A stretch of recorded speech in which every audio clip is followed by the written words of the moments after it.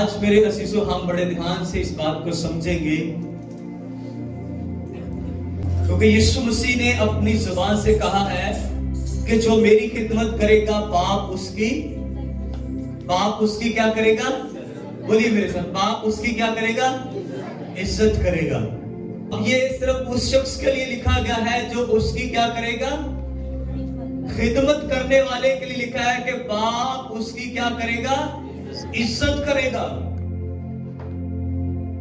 इसको हम एंड में सीखेंगे। मैं पहले आपको बताना चाहता हूं, यीशु मसीह ने कहा कि जब तक दाना, जो गेहूं का दाना है, वो जमीन पर गिरकर मर नहीं जाता,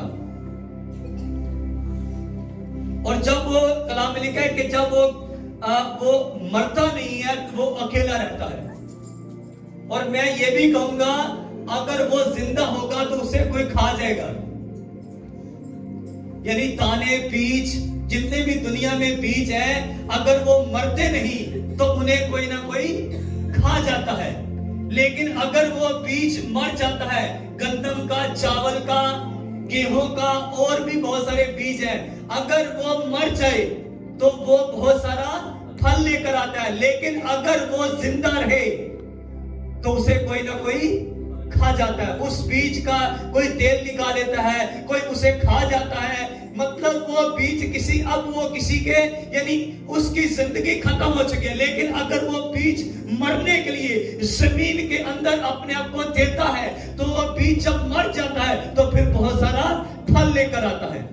आपको बताना चाहता हूं, आज इस चर्च की टेस्टिमनी बताना चाहते हैं कि ये चर्च जब शुरू हुई तो एक बीज था, एक छोटा सा बीज, एक छोटी सी फैमिली थी जो खुदा ने हमें दी।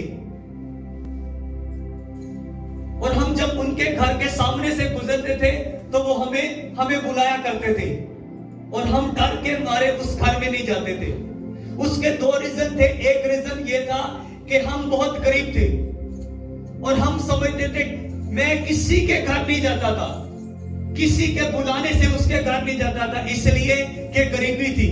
शायद मेरी गरीबी का कोई मजाक ना उड़ाए, शायद मेरे कपड़ों का, शायद हमारे बच्चों का, शायद मेरी वाइफ का, किसी न किसी तरह से कोई हमारा मजाक ना उड़ाए। हमने लोगों के घर नहीं, हम पसंद नहीं करते थे लोगों के घर जाना, इसलिए कि गरीबी थी।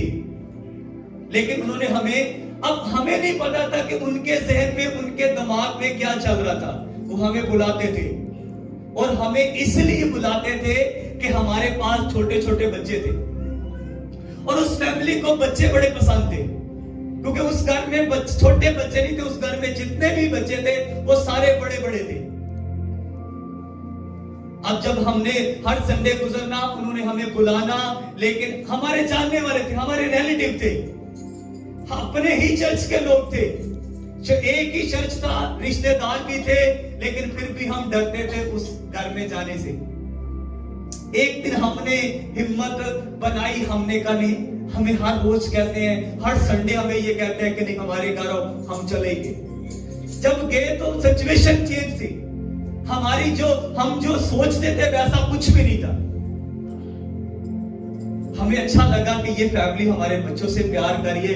हम तो सोचते थे शायद ये ना हो कि हमारी गरीबी का मजाक ना उड़ाया जाए, क्योंकि हमारे कपड़े अच्छे नहीं होते थे, हमारे चप्पल जो होते थे वो भी अच्छे नहीं होते थे।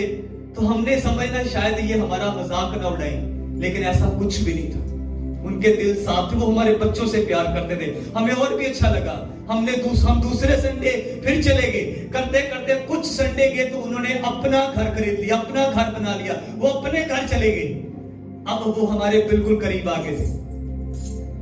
अब एक दिन उन्होंने कहा कि आप संडे को आते तो हैं हमारे घर, तो ऐसा करते हैं, हम दुआ किया करेंगे। हमने दुआ करनी शुरू की। फिर कहते नहीं, ऐसा करते हैं, साथ में गीत भी गाते हैं, गीत गाना शुरू है। फिर ऐसे करते हैं कि अब कलाम भी आप सुनाया करें। यूं करते करते करते फिर एक और फैमिली हमारे साथ जुड़ी, फिर 2 जुड़ गई, फिर 3 जुड़ गई। आज खुदा का शुक्र है कि खुदा ने एक बड़ी बरकत दे दी है। ये वो एक बीज था, और वो बीज कोई और नहीं था। यहाँ पे सारे बैठे हुए जानते हैं, आंटी रुखसाना यानी परवेज गिल साहब की फैमिली को सारे लोग जानते हैं। ये वो पहला बीज था जो खुदा ने हमें दिया था। लेकिन आज वही उसी बीज के वसीला से बहुत सारी फैमिलीज, फिर मेरे घर वाले जुड़े, मेरे अपने भाई, मेरे ब्रदर्स सिस्टर्स, मम्मी पापा बहुत साथ दिया। तो मैं बताऊं फिर लोग जुड़ते गए हमारे साथ। लेकिन आपको बताऊं कि बीज जब तक मर नहीं जाता वो फल नहीं लेकर आता। आज बहुत सारा फल है, और जैसे जैसे मैं बताऊं कि आप में से बहुत सारे लोग आप भी बीज का एक हिस्सा बन सकते हो। आप भी अपने आप को बीज के लिए इस्तेमाल कर सकते हो। आप, और अभी तक वही बीज काम कर रहे। मैं बताऊं अभी भी वो फैमिली जाती है लोगों के पास। आज भी वो फैमिली खिदमत का आधे से ज्यादा उनका घर आज खिदमत में है। कलाम में लिखा है, अगर तू मेरी खिदमत करे तो मेरे पीछे हो ले, और जहां मैं हूं वहां मेरा। अब ध्यान से सुनो, यीशु मसीह क्या कह रहे हैं। यीशु मसीह कह रहे हैं जो मेरी खिदमत करे वो मेरे पीछे हो ले, और आगे लिखा है कि वो जहां मैं हूं वहां मेरा खादिम होगा। और लिखा है जो मेरी खिदमत करेगा बाप उसकी। आप जब किसी की इज्जत करते हैं तो आप जब किसी की इज्जत करने पे आते हैं, हम जब किसी की इज्जत करने पे आते हैं तो हमारी जेब में जितना पैसा होता है ना, हम सारा लगा देते हैं। इंसान होते हुए अगर किसी को इज्जत देना चाहते हैं, किसी की इज्जत करना चाहते हैं, तो आप इतनी ताकत लगाते हैं। अगर खुदा जब आपकी इज्जत करने पे आएगा तो सोचो फिर वो क्या करेगा। लेकिन ये किसके लिए है? ये उस शख्स के लिए है जो उसकी क्या करेगा? खिदमत करेगा। मतलब ये पब्लिकली सबके लिए तो नहीं, लेकिन पब्लिक में से जो उसकी खिदमत करेगा ये उसके लिए तो है। ये सबके लिए ये कलाम नहीं है, लेकिन जो उसकी खिदमत करेगा उसको वो कह रहा है कि मैं तुझे क्या दूंगा? इज्जत दूंगा। अगर दुनिया में लोगों के पास बहुत सारा पैसा है, बहुत सारी गाड़ियां हैं, लेकिन उनके पास इज्जत नहीं है। जिसके पास इज्जत है उसके पास सब कुछ है। और आपका खुदा कहता है कि तू मेरी खिदमत कर, मैं तुझे इज्जत दूंगा। हालेलुया। खिदमत करने वालों की इज्जत है जहां भी चले जाएं।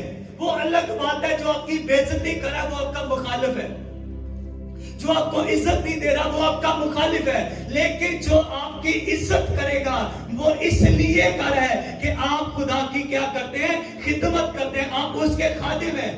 आप चर्च की सफाई करते हैं तब भी लोग आपकी इज्जत करेंगे। आप चर्च में गीत गाते हैं तब भी लोग आपकी इज्जत करेंगे। आप चर्च में कलाम सुनाते हैं लोग तब भी इज्जत करेंगे। आप चर्च का कोई भी काम करते हैं लोग कहेंगे ये चर्च में फलां काम करता है, ये चर्च में कलाम सुनाते हैं, ये चर्च में मीटिंग लीड करते हैं, ये गीत गाते हैं। लोग आपको इज्जत की नजर से देखेंगे क्योंकि आप क्या करते हो? चर्च का काम करते हो, आप खुदा की खिदमत करते हो, आप यीशु मसीह की खिदमत करते हो। और यीशु कहता है मेरा बाप तेरी इज्जत करेगा।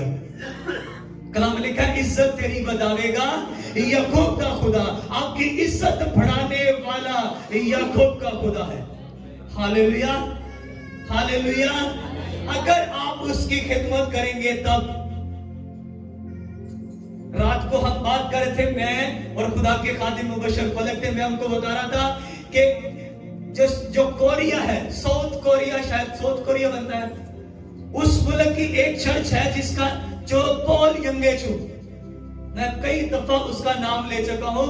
और मेरे साथ एक खादिम राब्ता कर रहे थे, वो बता रहे थे कि हम इस तरह से लोगों को सेमिनरी करवाते। मैंने कहा मैं इंग्लिश नहीं समझता।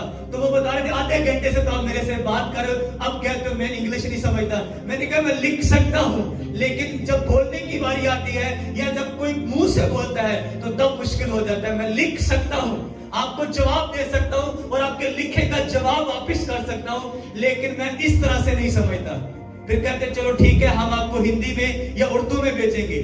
तो बाद में जब उसने वीडियोस भेजी तो मुझे तब पता चला कि ये वो शख्स है जो कोरिया में बैठकर उसी चर्च का खादिम है।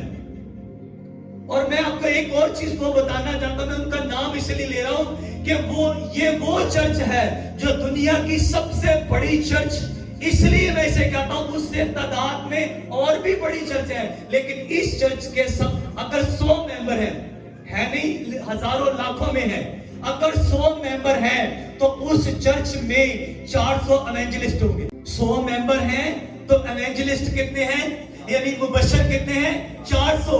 आप अंदाजा करो, और 200 पास्टर होंगे। इसका मतलब यह है कि सारी चर्च पादरी और मुबशर ही है। समझ रहे आप? उस चर्च में जितने भी लोग हैं जो जन्म ले रहे हैं, सिर्फ वो कलीसिया होगी, बाकी सारे मुबशर, एल्डर, पास्टर, ये इस तरह से उस चर्च में है। और दुनिया उनके पास अब वो अपने मुल्क से निकलते हैं, पाकिस्तान में, इंडिया में, अमेरिका में, पता नहीं दुनिया में कहां जाके लोगों को सेमिनरियां करवा रहे हैं, लोगों को टीच करें, वो खुदा की खिदमत करते हैं। और आपकी दुनिया की जो बेस्ट चीजें हैं ना, कोरिया की बेस्ट चीजें हैं, जितना भी आपका इलेक्ट्रॉनिक्स है वो वहीं से बन के आता है। आप समझ रहे हैं? मैं आपको बता रहा हूं कि वो क्या करते हैं, खिदमत करते हैं, और दुनिया की बेस्ट कंट्रियों में उसका नाम है। और एक और चीज जो दुनिया की सबसे तरक्की याफ्ता कंट्री होती है, वहां पे 2 दिन छुट्टी है आज के दौर में, और कोरिया में 2 दिन छुट्टी है। आपके मुल्क में बड़ी मुश्किल से 1 दिन भी लोगों को छुट्टी वाले दिन भी बुलाते हैं। तो इसका मतलब यह है कि आपका मुल्क तरक्की याफ्ता नहीं है।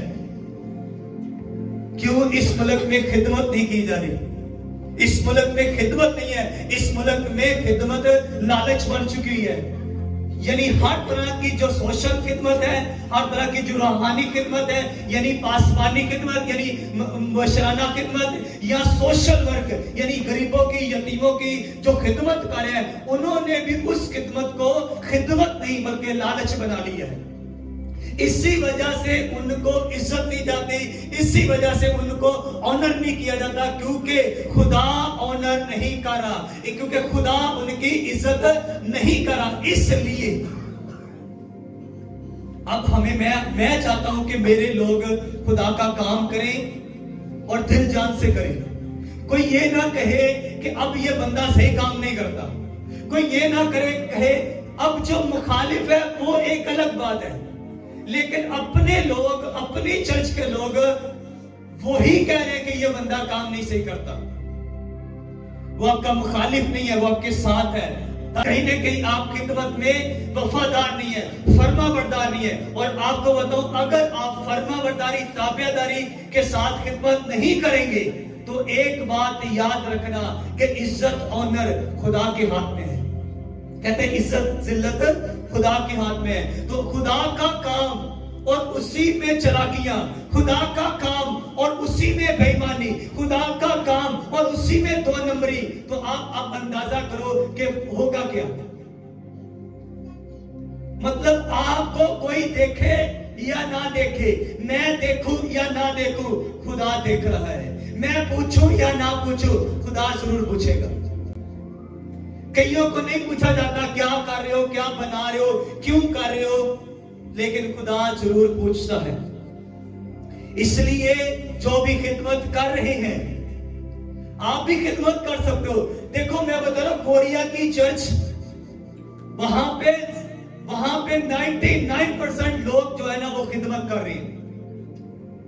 उससे देखिए, हम पाकिस्तान में बैठे हैं, वो वहां कोरिया में बैठ के वो हमें पढ़ाना चाहता है, वो हमें मजीद खुदा के कामों में वो चाहता है कि आप अच्छे से अच्छा काम कर सको। अब इतने वो बिजी थे तो मुझे बता रहे थे कि ठीक है, आप इंग्लिश उस तरह से सेमिनरी नहीं कर सकते, तो अब आपके साथ 2 महीने के बाद राब्ता किया जाएगा।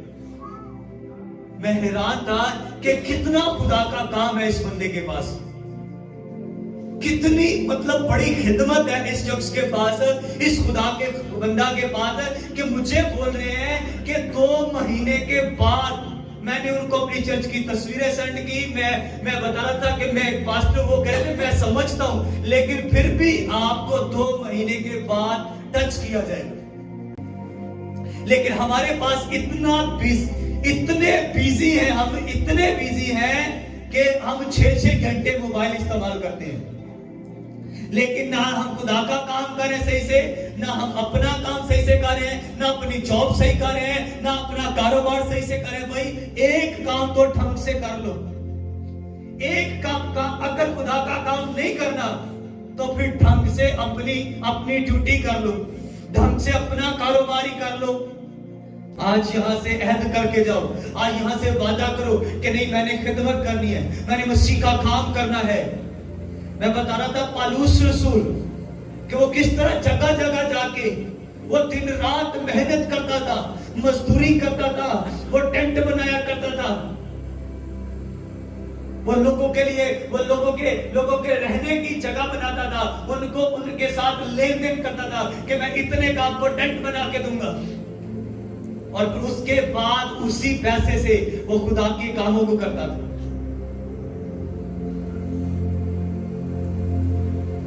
उसके पास आपको बताओ पौलुस रसूल एक ऐसी पर्सनालिटी थी जिसके पास हदिये नहीं आते थे, ना वो लोगों को मजबूर करता था, क्योंकि वो अपने पैसे से खुदा का काम करता था, अपने पैसे से, अपनी जमा पूंजी से। और उसकी जमा पूंजी उसका टेंट का खुद का काम था।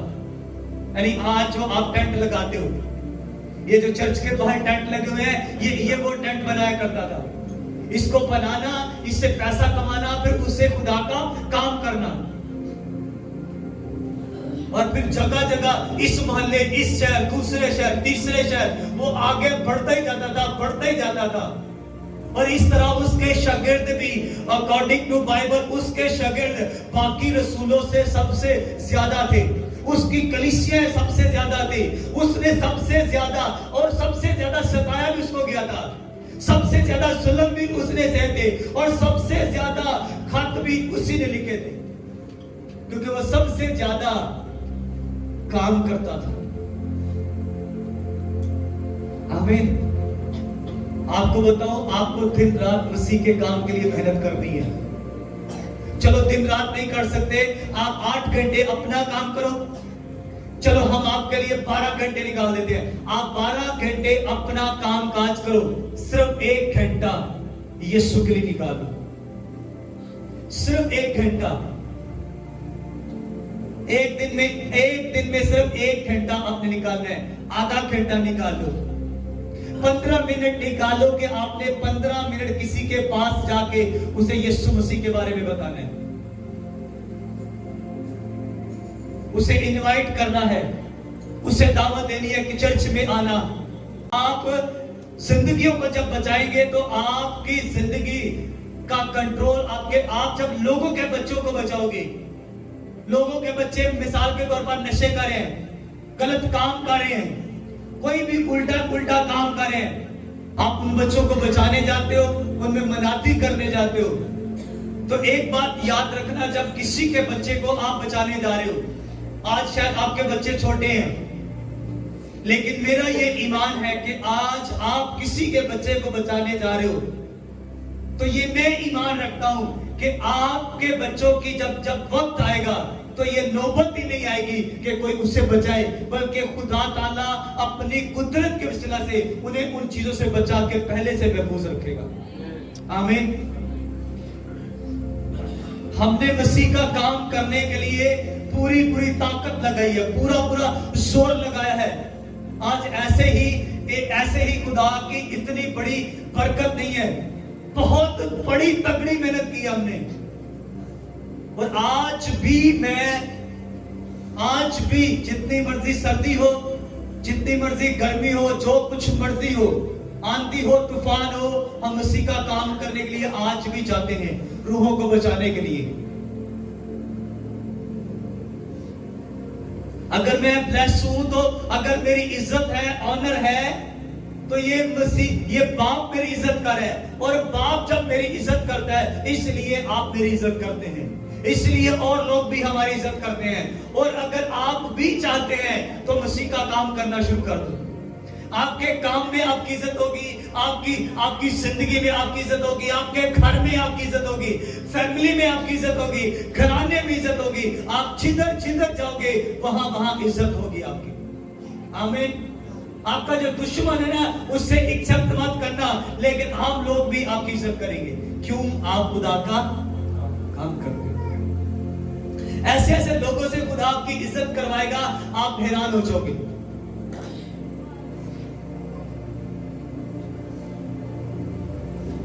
कल मैं एक जगह पे बैठा था, ये मैं जहां पे बैठा हुआ था, जिस कुर्सी के ऊपर, ये वो ऑफिस था जहां पे हमें जिस दरवाजे को हाथ भी लगाने की इजाजत नहीं थी। मैं हैरान था जब मैं उस ऑफिस में बैठा हुआ था।